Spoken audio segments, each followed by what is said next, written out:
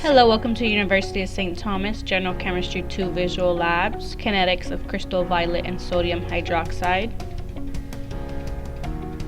The purpose of this experiment is to determine the reaction order with respect to each of two reactants, X and Y, and the rate constant K for overall reaction. Here we have our equation 1. When OH minus is greater than CV, we assume K times OH is a constant called K prime. Now we have equation 2. We're going to use this equation and integrate into two different equations where y equals 1 or y equals 2. For our graphs, for y equals 1, natural log CV versus time is a straight line. For y equals 2, 1 over CV versus time is a straight line. You're going to use Beer's law where A equals A times B times C to find out the concentration. C equals A over AB, A equals 80,000 liters per mole, and B equals 2.1 centimeters. Step 1 of this experiment is to open Microlab and select spectrophotometer. We're going to use a 0.1 m of NaOH as a blank and choose wavelength 590 nm.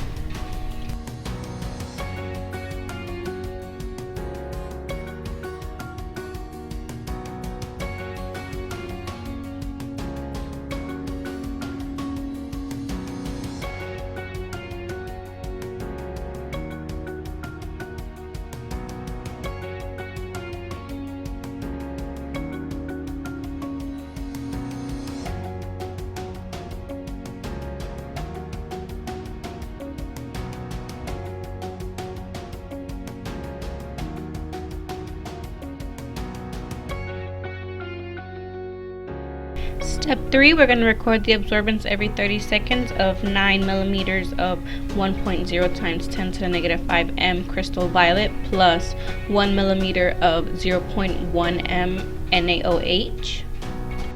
Here you can see that we are adding the 1 millimeter to the 9 millimeters of crystal violet. Then we're going to transfer it into the cuvette.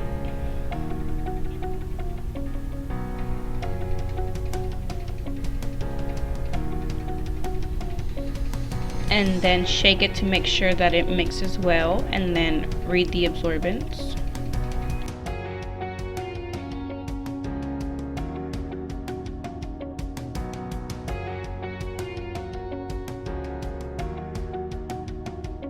Here's the absorbance data.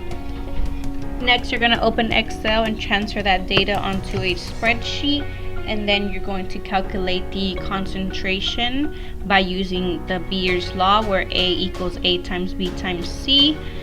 Remember that C equals A over AB, A equals 80,000 liters per mole, and B equals 2.1 centimeters. After you have calculated the concentration, you're going to go ahead and fill in the next two rows. You may use Excel to find the natural log of CV and 1 over CV, or you may use a calculator as well. Next, we're going to make two graphs. The first one is going to be the natural log of CV versus time, and the second one being 1 over CV versus time. Make sure to fit a linear model to the data and include the equation of the line and r-squared value of graph. Next, you're going to determine if y equals 1 or 2. Remember, if y equals 1, natural log of CV versus time is a straight line. If y equals 2, 1 over CV versus time is a straight line.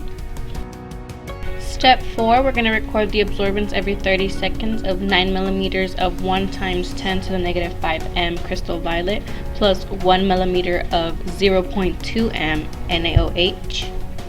Once again, here you see we are adding the 1 millimeters of 0.2 m NaOH to the 9 millimeters of crystal violet. Once again, put it into the cuvette, close it and shake it well to make sure that it mixes, and then read the absorbance.